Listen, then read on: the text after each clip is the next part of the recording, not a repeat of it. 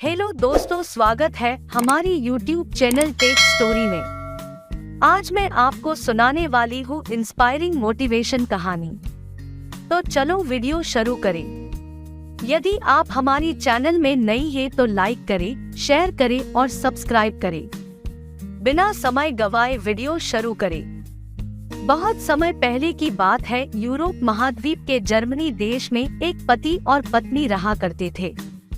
दोनों का एक दूसरे के सिवा और कोई नहीं था।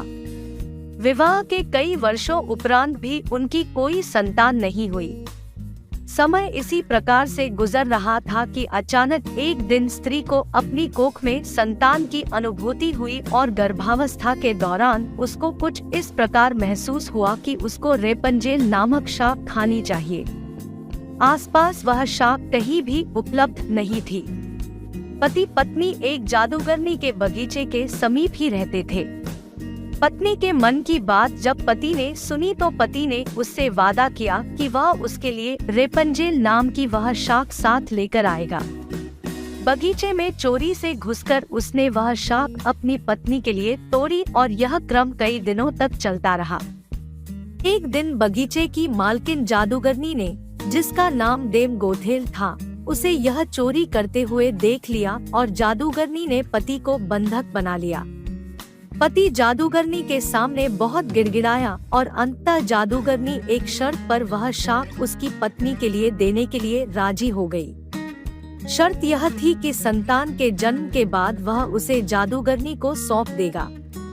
मायूस मन से पति ने उसकी वह बात मान ली और बच्चे के जन्म होते ही उसने जादूगरनी के हाथों अपनी पुत्री को सौंप दिया। जादूगरनी ने अत्यंत मनोयोग से उसकी पुत्री का पालन पोषण किया और उसका नाम उसी शाक के नाम पर रेपंजेल रखा। रेपंजेल एक अत्यंत रूपवती कन्या के रूप में धीरे धीरे बड़ी होने लगी। उसके सुनहरे बाल और अद्वितीय रूप की चर्चा आसपास की जगह पर धीमे धीमे से फैलने लगी।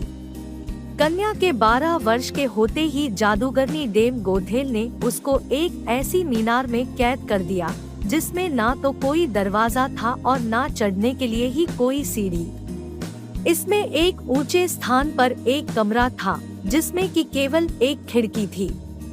जादूगरनी अपनी जादुई शक्तियों के माध्यम से छोटी बच्ची तक पहुंचती और हर दिन उससे मिलने के लिए दिन के समय जरूर जाती।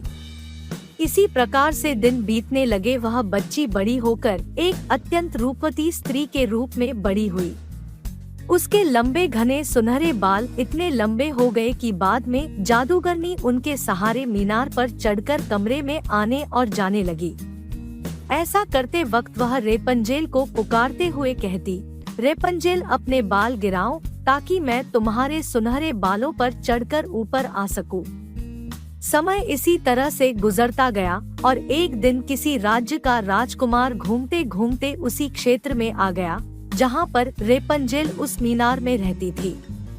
रेपंजेल की आवाज में अद्वितीय मिठास थी। जब वह गाती थी तो जैसे समय ठहर जाता था। एक दिन राजकुमार को टहलते टहलते एक मधुर आवाज सुनाई पड़ी। वह आवाज कहां से आ रही है यह जानने के लिए जब राजकुमार मीनार के पास गया तो उसे दिखाई पड़ा कि एक ऊंची मीनार के ऊपर कमरे में एक सुंदर रूपवती स्त्री रहती है। उसकी इस मीठी आवाज को सुनकर राजकुमार उसकी तरफ अत्यंत आकर्षित हुआ और वह अपनी उत्सुकता पर काबू नहीं रख सका।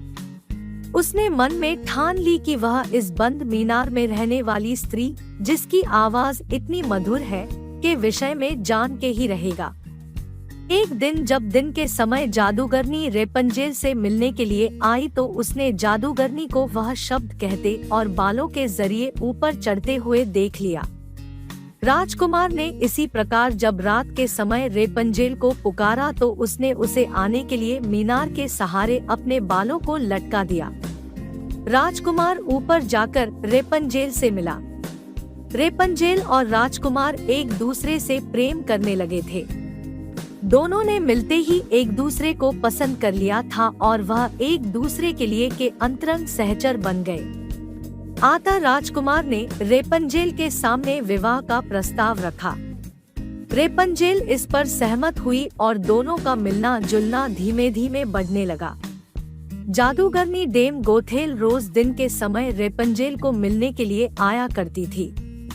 राजकुमार और रेपंजेल ने मिलकर एक योजना बनाई कि राजकुमार द्वारा दिए गए रेशम से रेपंजेल एक सीढ़ी बनाएगी, जिससे कि वह दोनों उस जगह से भाग सके।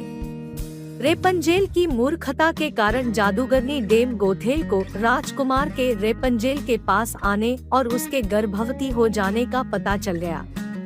जादूगरनी डेम गोथेल ने रेपंजेल को मीनार से बाहर निकाल दिया और जंगली जानवरों के बीच से जंगल में विचरने को अकेला छोड़ दिया, और वह स्वयं उस मीनार के कमरे में जाकर छुप गई। राजकुमार के चढ़ने के लिए उसने रेपंजेल के बालों को काटकर उन्हें मीनार से बाहर लटका दिया, ताकि राजकुमार ऊपर चढ़ सके और उसे कोई शंका ना हो। जब राजकुमार रेपंजेल से मिलने के लिए उस रात आया तो रेपंजेल की जगह जादूगरनी को पाकर वह भयभीत हो गया और मीनार से कूद पड़ा, जिससे कि नीचे पड़े कांटों से उसकी दोनों आंखों की रोशनी चली गई।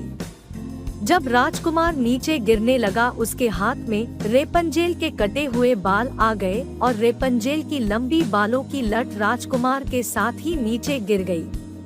नीचे उतर पाने का कोई अन्य तरीका न होने के कारण जादूगरनी डेम गोथेल उस मीनार में फंस गई और अंततः मृत्यु को प्राप्त हुई। अपनी आंखों और अपनी प्रेमिका को खो देने के बाद राजकुमार निराश होकर अंधा होकर जगह भटकने लगा। कई महीनों तक इस प्रकार भटकने के पश्चात वह उस क्षेत्र में जा पहुंचा जहां पर रेपंजेल बस चुकी थी। उधर रेपंजेल ने जुड़वा बच्चों को जन्म दिया, जिनमें एक बेटी और एक बेटा हुआ। इसी तरह कुछ समय तक एक दूसरे के विछोह में रहने के बाद अंततः दोनों उसी राज्य में एक स्थान पर मिले और उनके मिलन से चमत्कार स्वरूप राजकुमार की दृष्टि वापस आ गई और रेपंजेल के लंबे सुनहरे बाल उसको वापस मिल गए और दोनों हंसी खुशी अपना जीवन साथ में बिताने लगे।